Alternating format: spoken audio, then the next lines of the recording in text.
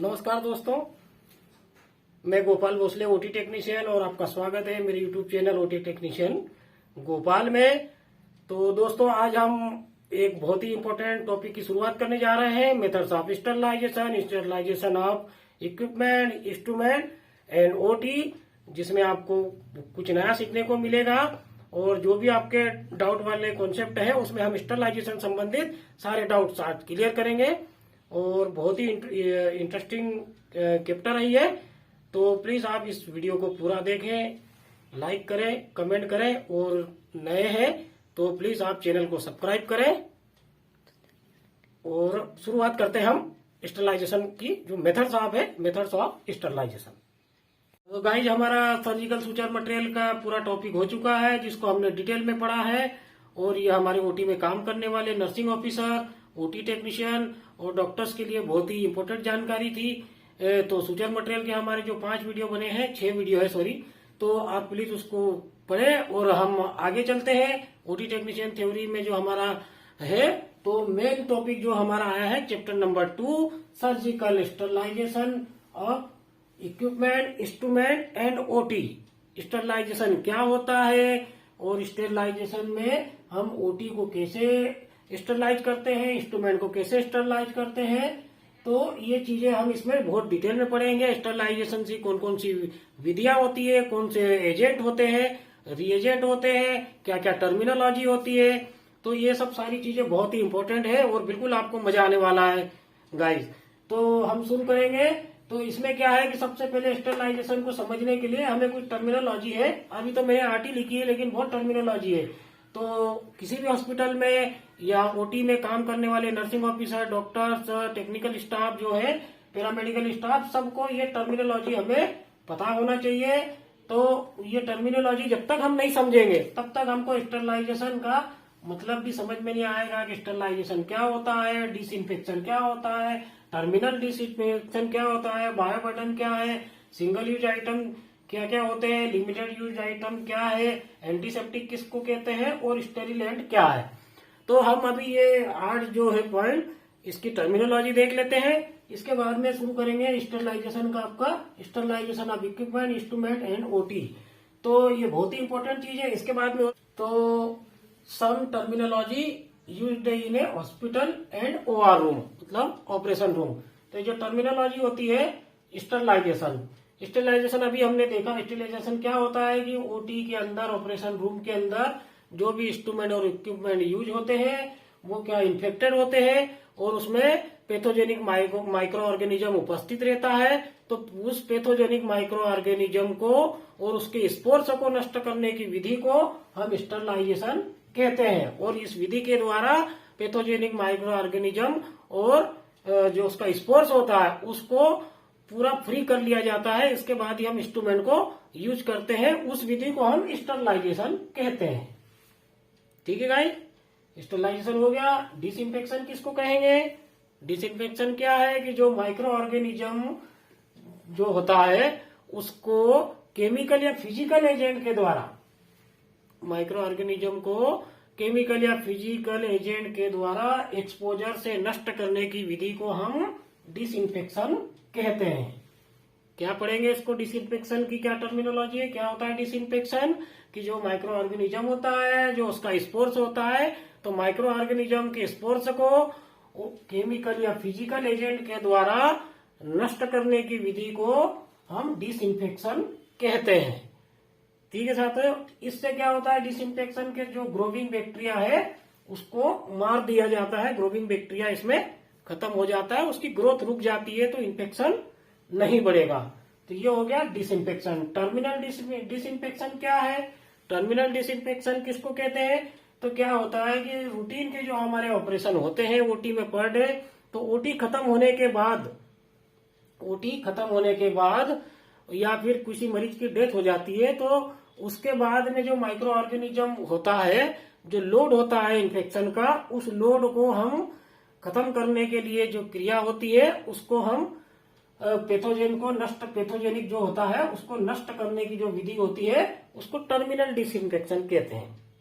क्या कहेंगे? Terminal disinfection क्या है कि प्रतिदिन ऑपरेशन थिएटर में जो ऑपरेशन होते हैं, लेकिन शाम को जब ऑपरेशन खत्म हो जाते हैं और या फिर किसी पेशेंट की डेथ हो जाती है, तो वो जो माइक्रो ऑर्गेनिज्म या जो एटमॉस्फेयर में जो हमारे इन्फेक्शन होता है, तो उस इन्फेक्शन को नष्ट करने के लिए, एक्सपोजर को नष्ट करने के लिए, हम पैथोजेंस को नष्ट करने के लिए टर्मिनल डिसइंफेक्शन की उसको कहते हैं।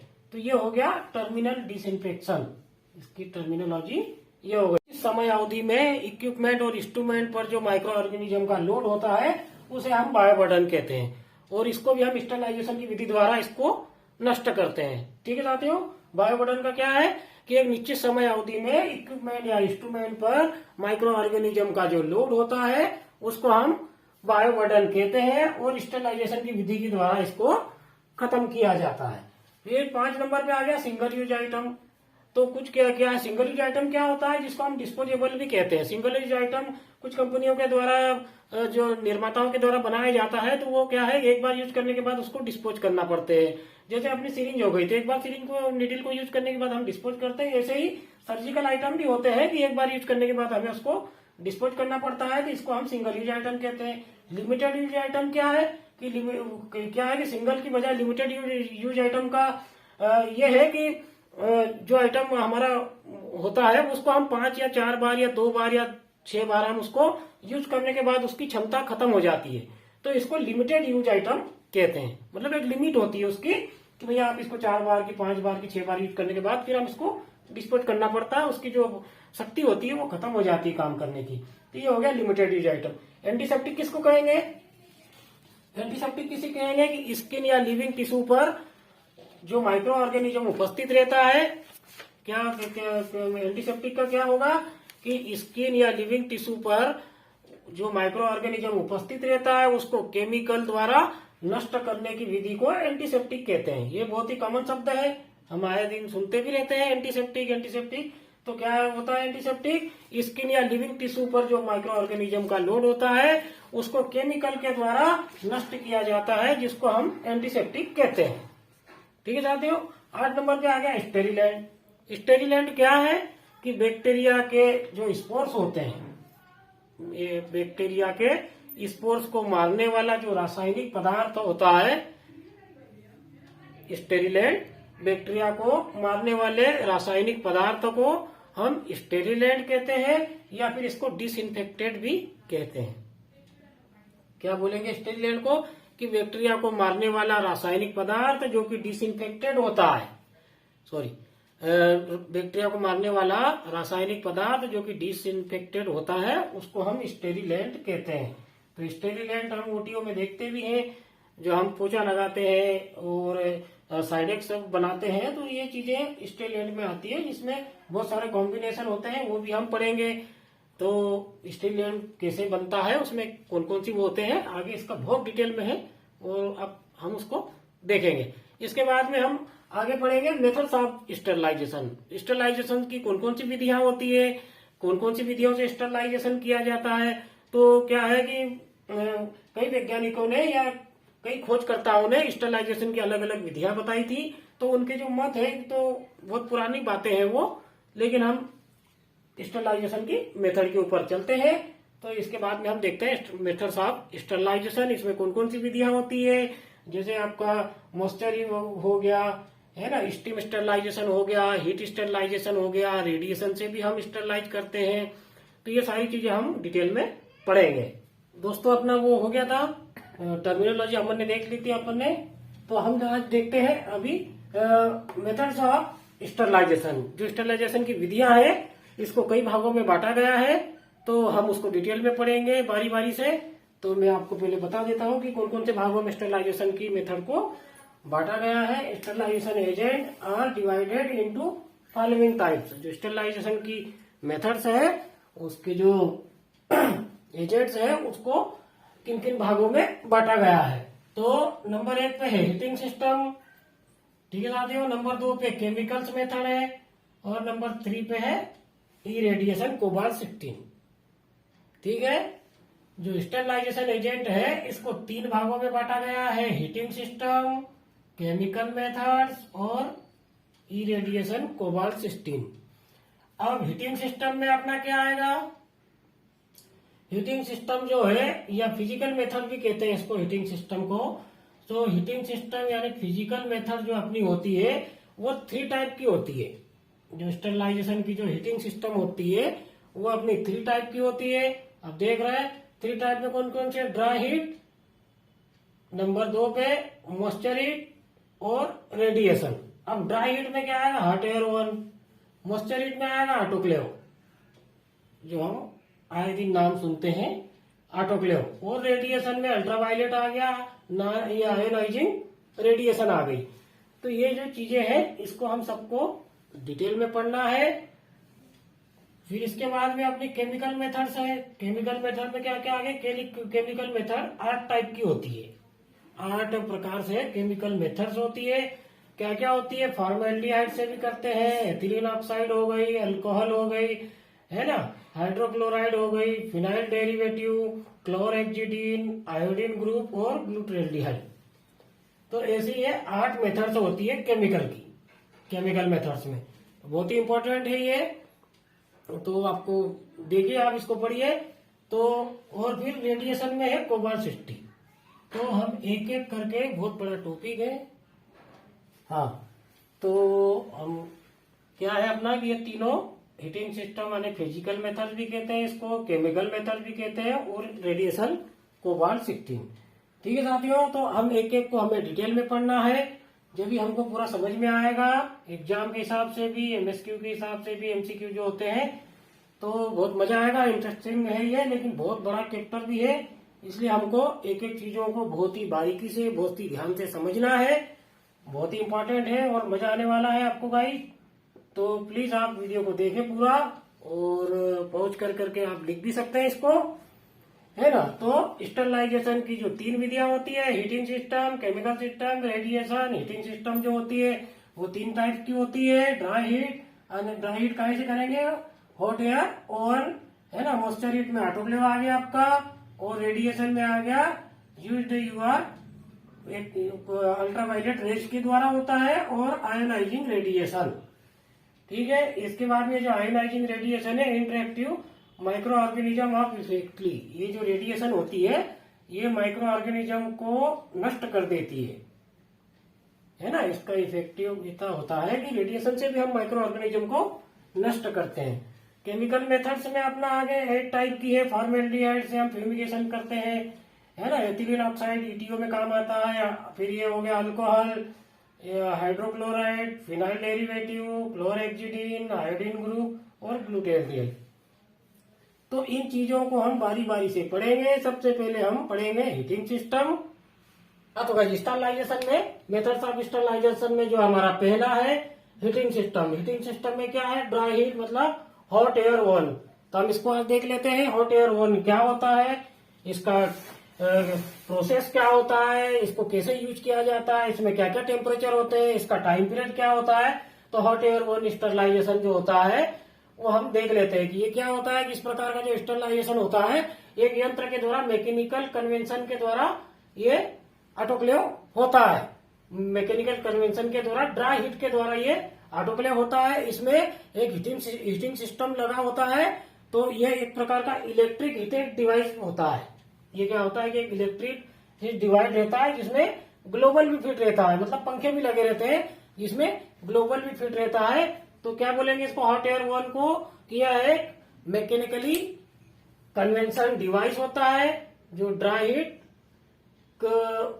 के काम आता है। तो मैकेनिकल कन्वेंशन ये डिवाइस होता है, इसमें क्या है, ग्लोबल भी फिट रहता है, और यह इलेक्ट्रिक हीट डिवाइस से बना रहता है। और इसका जो उपयोग है वो हम हार्ड इंस्ट्रूमेंट को, और जो कुछ खास इक्विपमेंट होते हैं उनके स्टरलाइजेशन के लिए हम इसको यूज करते हैं। और इसका जो टाइम पीरियड है, इसका जो टेम्परेचर होता है 170 डिग्री सेल्सियस के टेम्परेचर पर हम 30 मिनट के लिए इसका यूज करते हैं। फिर दूसरे टेम्परेचर में 160 डिग्री से सेंटीग्रेड पर हम 60 मिनट के लिए यूज करते हैं। और फिर 150 डिग्री सेल्सियस पर हम इसको 150 मिनट के लिए टाइम पीरियड यूज करते हैं। है ना साथियों।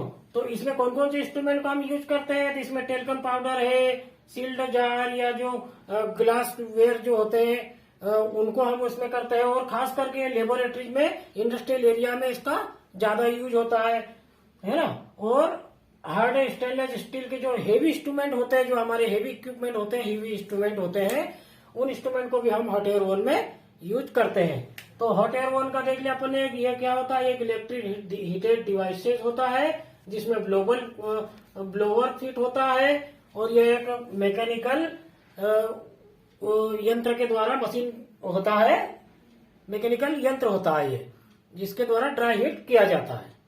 तो गाइस अभी हमने देखा हॉट एयर ओवन, है ना। तो हॉट एयर ओवन को हम पढ़ चुके हैं, क्या होता है हॉट एयर ओवन। आप इसको बार बार आप इसको बोलेंगे तो आपको बिल्कुल याद हो जाएगा। तो हॉट एयर ओवन क्या होता है, कि हॉट एयर ओवन क्या है कि यह एक मैकेनिकली जो प्रोसेस होती है जिसमें इलेक्ट्रिक हीटेड डिवाइस होता है, और उसमें ब्लोअर भी फिट होते हैं, पंखे भी फिट होते हैं।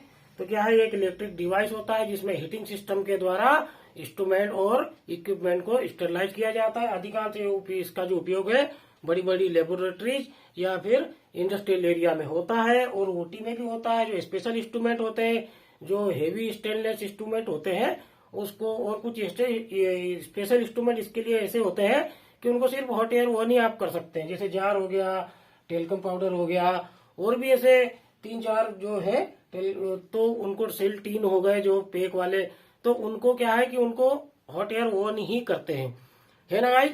तो प्लीज अपना ये हो गया था हॉट एयर ओवन का। तो निवेदन है, आप प्लीज वीडियो को ज्यादा से ज्यादा शेयर करें, चैनल को सब्सक्राइब करें, और बेल आइकन का बटन दबाएं, ताकि आपको आने वाले वीडियो भी आपको आसानी से नोटिफिकेशन मिल सके उसका।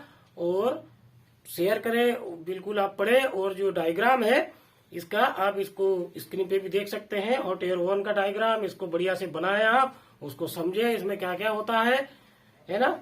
ठीक है गाइस, थैंक यू, धन्यवाद।